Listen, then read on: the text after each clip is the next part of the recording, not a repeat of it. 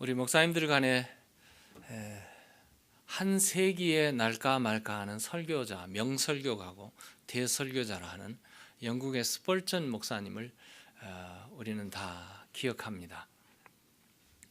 찰스 스펄전 목사님이신데요. 그가 20살 때 담임 목사로 이렇게 청빙을 받았는데 그 교회가 The New Park Street Church라는 그 교회에서 담임 목사로 청빙을 받아서 갔습니다. 목회를 시작했고 그의 그 설교가 아주 살아있는 설교를 통해서 매주 교회의 사람들이 늘어나기 시작했어요. 교회가 차고 넘쳐서 더 이상 사람을 수용할 수 없게 되어서 교회 예배당을 새로 지어야 했습니다. 지었는데 그 당시에는 상상도 할 수 없는 6,000석이 되는 예배당을 지었어요. 그 옛날 지금으로부터 굉장히 오래전 얘기니까요. 6,000개의 좌석이 있는 영국에서 아주 제일 큰 The Metropolitan Tabernacle이라는 그런 교회 예배당을 지었습니다. 31년 동안 그곳에서 목회를 했는데 결국은 그가 마지막 목회할 때 성도들이 몇 명이냐 12,000명으로 늘어났어요. 메가 처치가 됐죠. 매주마다 수백 명의 신자들이 새 신자들이 계속 왔고 복음을 듣게 됐고 세례를 받게 되는 큰 일을 감당했는데 찰스 스펄전을 연구하는 스터디하는 연구가들의 말에 의하면 설교의 황태자라고 불러지는 스펄전 목사님이 설교를 잘해서 그런 게 아니래요. 연구해본 결과는 교회가 무슨 특별한 프로그램이 있어가지고 부흥된 것도 아니고 무슨 지역사회에 새로운 획기적인 무슨 아이디어를 만들어가지고 만들어낸 것도 아니랍니다. 그럼 뭐가 그렇게 그 교회를 크게 만들었던가? 어느 주일날 목사를 지망하던 신학생들이 연구가들의 말을 듣고 그 교회를 리서치하려고 왔어요. 5명의 신학생이 메트로폴리탄 태버네클에 왔습니다. 방문을 했습니다. 그 교회에 어떻게 이렇게 부흥을 가져왔는가? 그 퀘스천을 가지고 와서 이제 스펄전 목사님을 만났는데 그 목사님을 딱 만나자 목사님이 준비됐습니까? 우리 교회의 부흥의 원동력의 장소를 구경할 준비가 됐습니까? 그러니까 됐다고 그랬어. 그래서 데리고 가더랍니다. 긴 복도를 통과해서 지하실로 내려가더래요. 지하실로 내려가서 어느 문 하나를 아주 조심스럽게 문을 열었답니다. 열었더니 거기에 신학생들의 눈이 아주 휘둥그레졌어요. 깜짝 놀랐어요. 그 어떤 광경이 일어났냐면 거기 방 안에 기도하는 사람들이 300명이 넘는 기도원의 300명 용사처럼 300명의 사람들이 무릎 꿇고 기도를 하더래요. 다가오는 예배를 위해서. 다가오는 예배에 하나님께서 역사하시고 말씀에, 기도에, 예배 순서에 하나님의 역사가 있기를, 하나님의 능력이 임하기를, 하나님의 축복이 쏟아지기를 기도하고 있더랍니다. 그러면서 스펄전 목사님이 그들에게 이렇게 말하더래요. 여기가 우리 교회 능력 발전소입니다. 능력 발전소.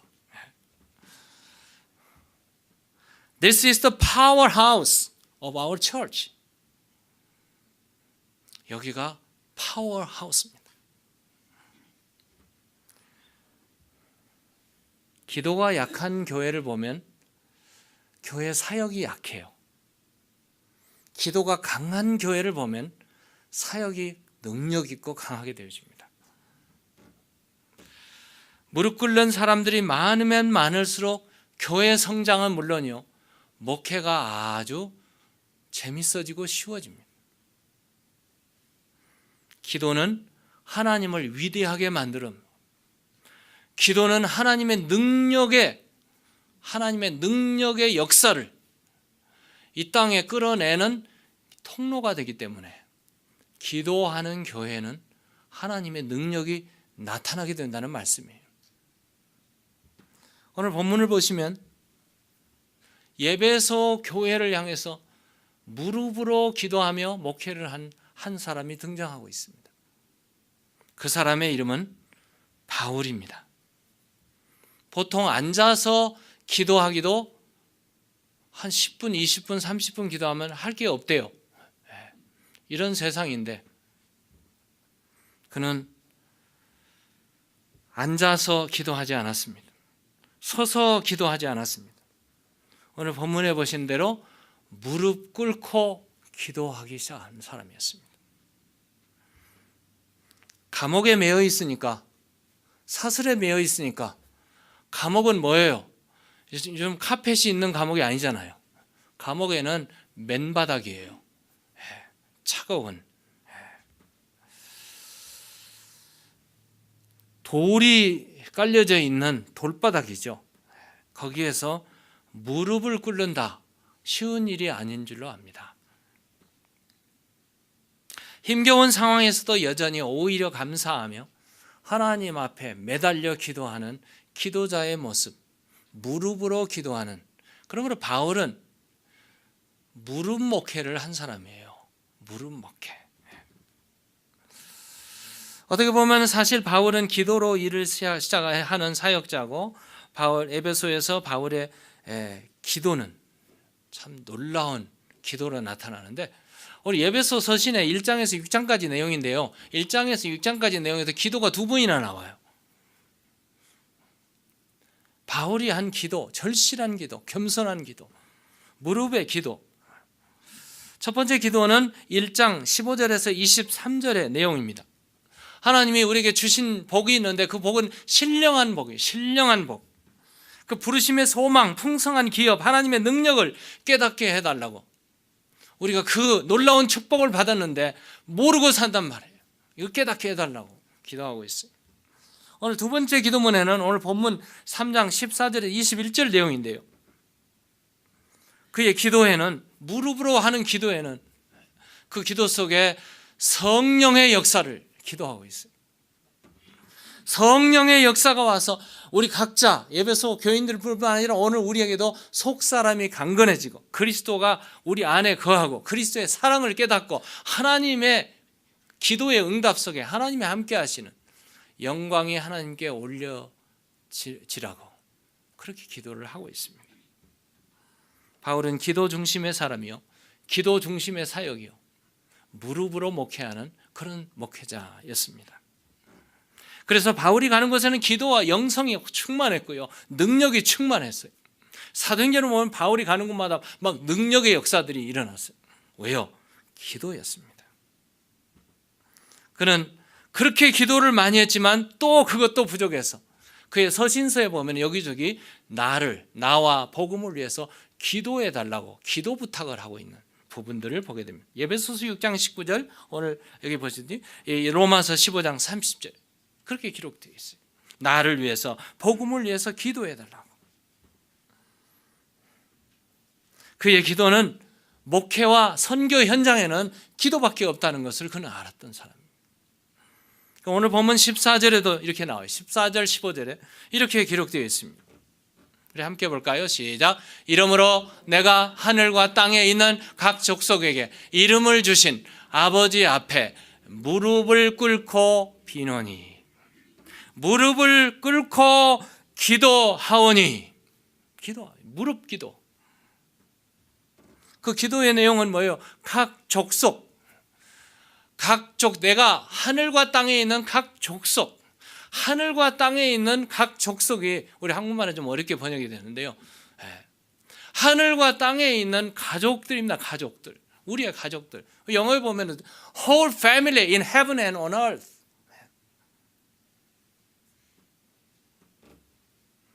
우리 가족들은 하늘에도 있고 땅에도 있어요. 많은 학자들이 하늘에는 어떤 가족인가? 이미 그리스도 안에 죽은 사람들, 우리의 선배들, 그리고 하늘의 천군 천사들, 우리의 가족들입니다. 그 땅에 있는 가족은 우리 형제 자매들, 교회 안에. 어떻게 보면 천상교회 그리고 지상교회를 향해서 바울은 무릎을 꿇고 하나님 앞에 기도를 했던 것입니다. 직접적으로는 예배소 교회였고요. 예배소 교회뿐만 아니라 바울이 간 데마다 개척되었던 그 교회들을, 지상에 남겨놓은 교회들을 향해서 그는 기도했어요. 그가 기도를 했는데 그 기도의 자세가 볼만하죠. 돌바닥 위에서 무릎을 꿇고 기도하고 있는 바울의 모습.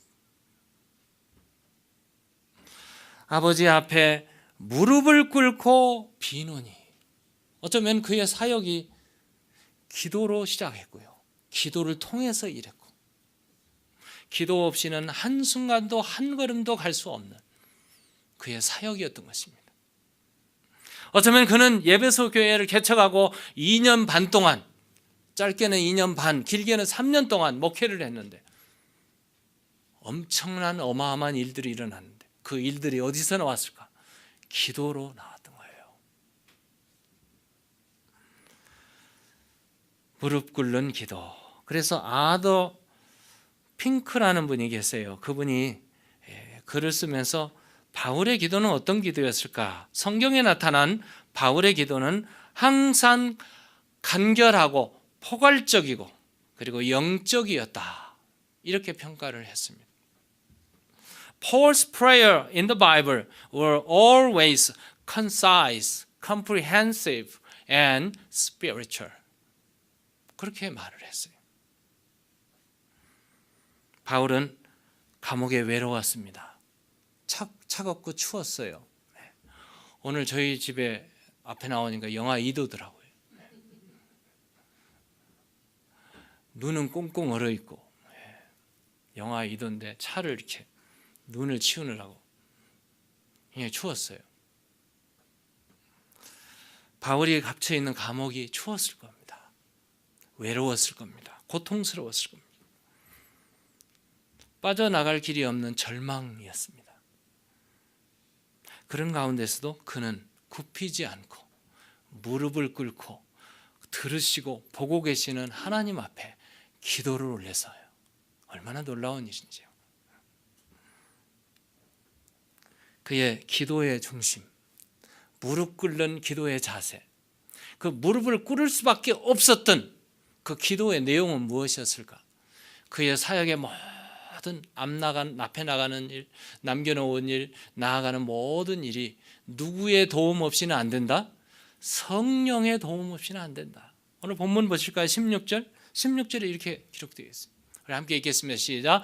그의 영광의 풍성함을 따라 그의 성령으로 말미암아 너희 속사람을 능력으로 강건하게 하시오며. 성령의 역사 아니면은 하나도 일이 이루어질 수 없다는 것을 그는 알았기에 무릎 꿇었던 겁니다. 그가 무릎 꿇었던 이유는 성령님이 오시지 않으면, 성령께서 일하시지 않으면 예배소 교회, 고린도 교회, 갈라디아 교회, 어떤 교회도 사역이 주어지지 않는다는 것을 그는 알았어요. 성령의 역사는 기도할 때만 일어납니다. 믿습니까? 그럼에도 불구하고 기도하려고 하질 않아요. 성령의 역사를 원하시는 사람들이 참 많아요. 그런데 성령의 역사는 채널이 어디냐? 기도하면 역사하세요. 오순절 다락방에 120명이 모여서 정말 하나님 앞에 매달려서 그들이 기도할 때 오순절 성령의 역사가 나타났어요. 오순절 날 기도하지 않으면 나타나지 않은 일, 바로 약속하신 것을 기다리라, 기다리라. 그들은 기도하고 기다리고 기도하고 마가 다락방에 모였던 것입니다. 그리고 그렇게 기도했더니 오순절 성령이 강림하셨어요. 성령의 역사가 일어나니까 120문도가 다 뒤집어졌어요. 그 중에 특히 뒤집어진 사람이 누구였냐? 베드로였어요. 베드로가 성령이 충만해서, 사도행전 2장 3장에 보면 베드로가 성령이 충만해서 하나님 말씀을 외치니까 3,000명의 성도들이 늘어났어요. 예루살렘 초대교회는 성령으로 세워졌습니다. 초대교회가 세워졌어요. 3,000명, 5,000명이 늘어났어요.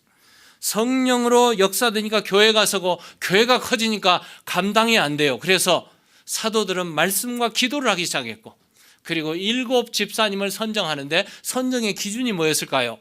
성령과 믿음과 지혜가 충만한 사람들이었어요. 성령 충만한 사람들. 7명의 집사님을 선택해서 세웠더니 교회는 부흥했어요.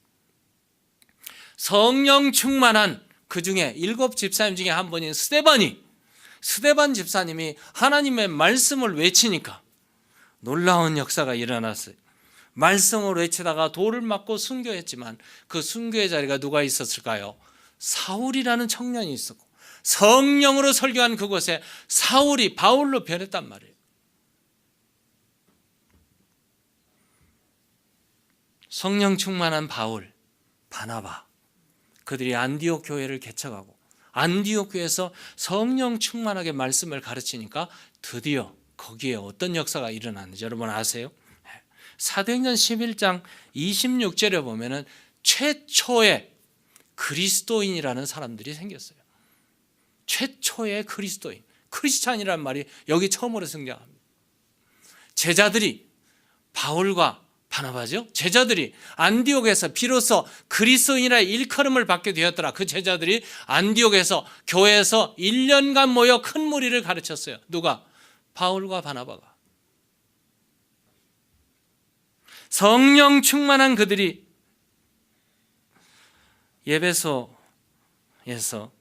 말씀을 가르치고 했을 때 19장 20절에 보니까 20절에 봤죠? 이와 같이 주의 말씀이 힘이 있어 흥왕하여 세력을 얻으니라. 보통 가르침이 아니에요. 성령으로 말씀을 가르치고 전파했을 때 주의 말씀이 흥왕했다. 하나님의 나라를 담대하게 그들은 전했고 말씀이 흥왕하게 담대하게 증거되었던 것입니다. 바울의 이 무릎기도 간절한 기도 속에 성령이 역사했고, 성령이 역사하니까 예배소 교회 사람들이 마음 속사람이 새로워졌어요. 뿌리를 내리고 강건해지고 속사람이 강건해졌습니다. 바울의 기도 속에 성도들이 강건해진 것입니다. 예배소 사람들은 참 문화적으로 그 당시에 책들도 많았고 도서관도 많았고 굉장히 부자들도 많았습니다. 그들이 복음을 듣고 나왔을 때 굉장히 어렸어요. 바울은 그들을 향해서 무릎으로 기도했는데 그 기도 속에 그들이 강건해지고 속사람이 강건해졌어요. 그러면 속사람과 겉사람이 어떤 차이일까요? 우리가 예수 믿기 전에는 겉사람의 신경을 많이 쓰던 사람들 아니겠어요? 네. 어때요? 예수 믿기 전에는 누가 무슨 차를 타고 다니나, 예수 믿기 전에는 내가 이 보약을 좀 더 먹어야지, 우리 육신적인 것, 이런 것들을 많이 신경을 쓰지 않겠어요? 외모, 인기, 명성, 부, 권력 이런 것들이 전부 우리의 관심사였어요. 그런데 하나님은 속사람을 보실까요? 겉사람을 보실까요? 우리 하나님은 중심을 보신다고 사무엘상 16장 7절에 그렇게 말씀하고 계십니다. 여호와께서 사무엘에게 이르시되 그의 용모와 키를 보지 말라. 내가 이미 그를 버렸노라. 내가 보는 것은 사람과 같지 아니하니. 사람은 외모를 보잖아요. 사람과 같지 아니하니. 사람은 외모를 보거니와 나 여호와는 어디를 보시느라? 중심을 보느니라. 우리가 예수 믿고 달라진 것이 있다면 겉사람의 신경을 별로 안 써요. 어디다 신경 씁니까? 속사람에다 신경 씁니다. 내가 예수 믿고 내 눈이 달라지고 내 마음이 달라지고 내 언어가 달라지고 내 삶이 달라지고 영적인 그리스도인이 되죠. 영적인 관심이 쏟아지죠. 그전에는 어떻게 하면 잘 먹고 잘 살까? 이것이 관심이었는데 지금은 어떻게 하면 내가 천국에, 어떻게 하면 주님 앞에 바로 설까? 어떻게 하면 주님께 사용되어질까? 이것이 중심 아니겠어요? 그리스도 중심. 그리스도가 우리 안에 오셔서 중심의 자리를 잡고 우리의 삶의 자리를 잡는 그 삶. 이것이 성령께서 역사하는 일이요, 속사람이 강건해지는 일이요, 그 다음에 이루어지는 17절이죠. 17절. 그리스도가 우리 안에 믿음으로 말미암아 그리스도께서 너희 마음에 계시게 하시옵고 너희가 사랑 가운데서 뿌리가 박히고 터가 굳어져서 속사람이 강건해지면 그리스도 중심의 사람이 되게 된다는 말씀입니다. 그리스도께서 우리 마음에 계신, 그전에는 그저 한 번쯤 계시고 또 내가 살아나가지고 주님 잠깐만 하고 내가 다 행동을 했어요. 근데 이제는 그런 게 아니에요. 주님이 우리 중심에 자리를 잡고 계신다는 말이 일시적으로 내주한다는 뜻이 아니에요. 파로이케오라는 단어를 안 쓰고 카토이케오라는 단어를 썼는데, 파로이케오라는 단어는 temporarily 머무는, dwelling 하는 거예요. 근데 카토이케오라는 이 헬라 말은 permanently stay 한다는 말이에요. 주님께서 우리 안에 계시는데 permanently 우리와 함께 계시는 거예요. 이 단어를 썼어요. 바울의 기도는, 무릎으로 꿇고 하나님 앞에 기도하는 그 기도는 그리스도가 마음 중심에 영원히 머물도록 하는 그런 기도였습니다. 그리스도인 제임스 스튜어드 목사님이 이런 책을 썼는데, 그리스도 안에 한 사람이라는, 그 사람은 어떤 사람, 세 가지 특징이 있어요. 세 가지 특징이, 첫 번째로 그는 자기를 보지 않고 누구를 봐요? 주님을 봅니다. 첫 번째 특징, 주님 중심의 사람이에요. 자기를 보지 않고 주님을 봅니다. 두 번째는 밑에를 보지 않고 어디를 봐요? 밑에는 어디고 위는 어딜까요? 밑에는 세상이고 위는 하늘나라를 봅니다. 세 번째, 그는 과거를 보지 않습니다. 그리고 어디를 봐요? 미래를 봅니다. 주님이 우리 안에 계시고 미래를 향해서 나가니까. 할렐루야. 얼마나 감사해요. 이렇게 말했던 바울, 빌립보서 3장 12절 하반절 13절에 보면, 형제들아 나는 아직 내가 잡은 줄로 여기지 아니하고 오직 한 일, 즉 뒤에 있는 것을 잊어버리고 앞에 있는 것을 잡으려고 그 앞을 보고 한 사람이에요. 표대를 향하여 그리스도 예수 안에서 하나님이 위에서 부르시는 부름의 상을 위하여 달려가노라. 이게 바울의 고백이에요. 바울의 이 기도, 무릎으로 한 기도 속의 기도의 내용은 무엇이었을까요? 18절 19절을 보시기 바랍니다. 능히 모든 성도와 우리 함께 읽겠습니다. 시작. 능히 모든 성도와 함께 지식에 넘치는 그리스도의 사랑을 알고 그 너비와 길이와 높이와 깊이가 어떠함을 깨달아 하나님의 모든 충만하신 것으로 너희에게 충만하게 하시기를 구하노라.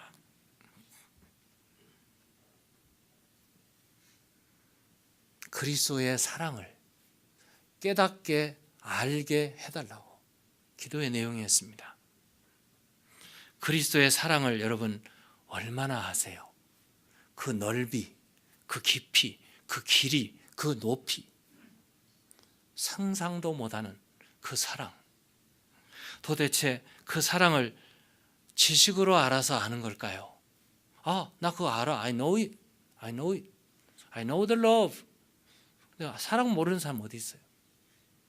근데 머리로 아는 게 아니잖아요. 사랑은 가슴으로 와닿는 거예요. 가슴에 체험하셔야 돼요. 사랑은 느끼는 거예요. 사랑은 말하지 않아도 알아요. 느끼게 되니까.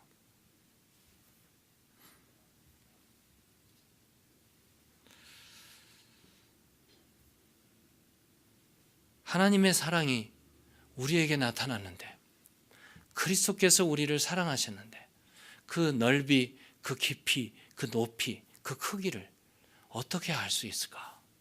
그 사랑이 어디에 나타났을까요? 많은 사람들이 다른 얘기하자면 저는 오늘 본문을 볼 때 그 큰 사랑이 십자가에 나타났다고 믿습니다. 십자가에 나타났어요. 하나님, 천국, 하나님 보좌에 닿을 만큼 십자가는 길었고요. 온 우주의 어느 누구를 다 끌어안을 만큼 십자가는 넓었어요. 어느 누구도 어떤 죄인도 회개하고 주님 앞에 돌아오면 받을 수 있는 깊은 사랑, 그 사랑이었어요. 어떤 사람이 어린아이를 보고 너 엄마 좋아해? 그러니까 엄마 싫어하는 아이가 어디 있어요? 좋아요. 그래. 얼마만큼? 그랬더니 아이가 손을 쫙 이만큼 좋아해요.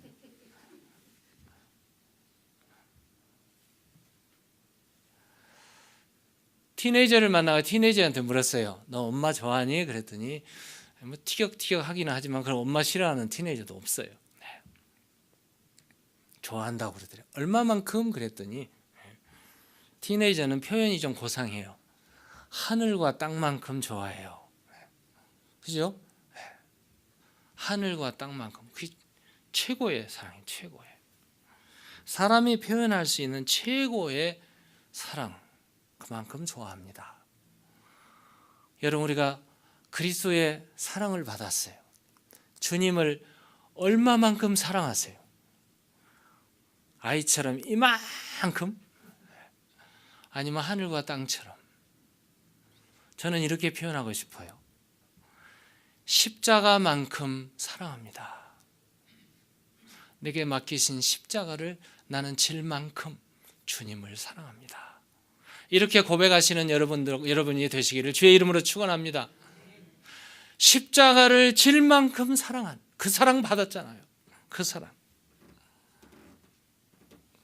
그리스도의 사랑의 넓이는 온 세상을 끌어안고 십자가에 죽기까지이며, 그 길이는 창세전부터 영원까지 영원 후까지이며, 그 깊이는 우리를 위하여 지옥 같은 죽음을 맛보기까지이며, 그 높이는 부활하시고 승천하시어 하나님 보좌 우편에서 우리를 위하여 중보하기까지, 그 놀라운 사랑을 우리에게 주셨습니다. 이 엄청난 사랑을 우리가 받았기에, 이 엄청난 사랑으로 우리에게 다가왔기에 실패했던 사람도 성공할 수 있고요, 낙심했던 사람도 일어설 수가 있었습니다. 그렇게 배신하고 실패했던 베드로에게 찾아가서 주님께서 물으셨을 때 베드로가 주님 사랑합니다 고백하잖아요. 세금을 하고 돈에 눈이 어두웠던 삭개오의 집에 주님이 찾아갔을 때 삭개오의 집에 구원이 이루어질 만큼 주님은 사랑하셨습니다. 7 귀신 들려서 귀신에 쫓겨다니면서 험악한 인생을 살았던 막달라 마리아를 주님이 찾아가셨을 때 막달라 마리아에게 자유함을 주셨던 그 큰 사랑, 능력의 사랑으로 사랑하셨어요. 백부장 고넬료의 가정에 주님께서 찾아갔을 때는 고넬료의 온 가족이 다 구원을 얻을 만큼 사랑하셨고, 그 큰 사랑으로 사울이라는 사람을 찾아갔을 때 사울이 바울이 되었고, 바울이 무릎을 꿇고 주님 앞에 기도할 수밖에 없게끔 만들었던 하나님의 그 큰 사랑, 그 큰 사랑이 찾아왔습니다. 오늘 우리에게도 찾아와서 우리를 강권하고 우리를 이와 같은 사람으로 만들어 주신 줄로 믿습니다. 그 큰 사랑을 누가 끊겠습니까? 그 큰 사랑을 누가 감히 끊어낼 수 있습니까? 그래서 로마서에 보면 바울이 이렇게 고백해요. 바울이 로마서 8장 35절에 누가 우리를 그리스도의 사랑에서 끊으리요? 환난이나 곤고나 박해나 기근이나 적신이나 위험이나 칼이랴. 36절에는 보면 높음이나 깊음이나 다른 어떤 피조물이라도 우리를 우리 주 예수 그리스도 안에 있는 하나님의 사랑에서 끊을 수 없느니라.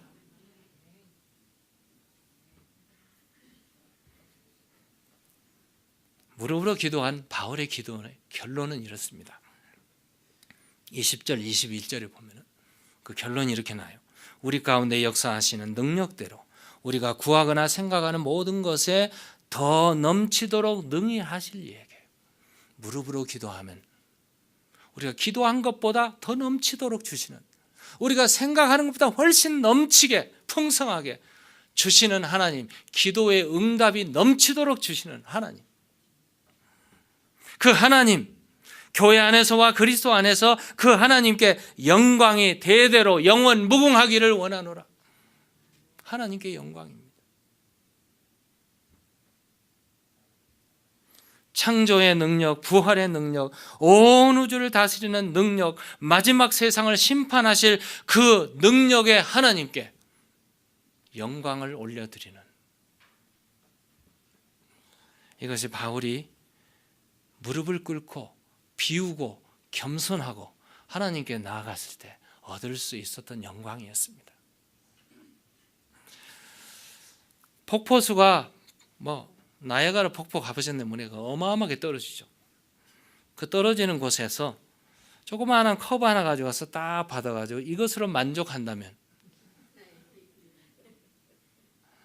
그 사람 참 초라한 사람입니다.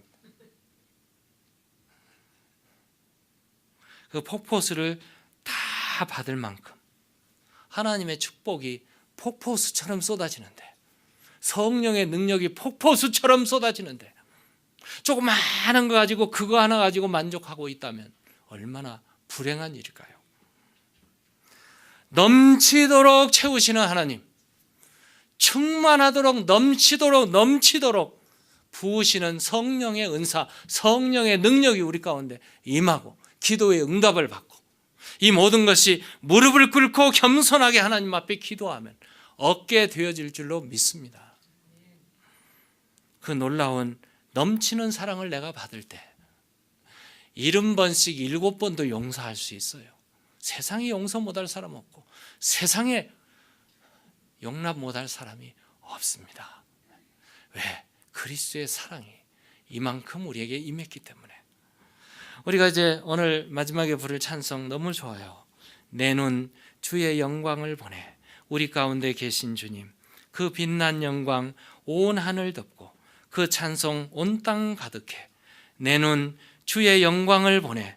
찬송 가운데 계신 주님, 그 주님의 얼굴은 온 세상을 향하네.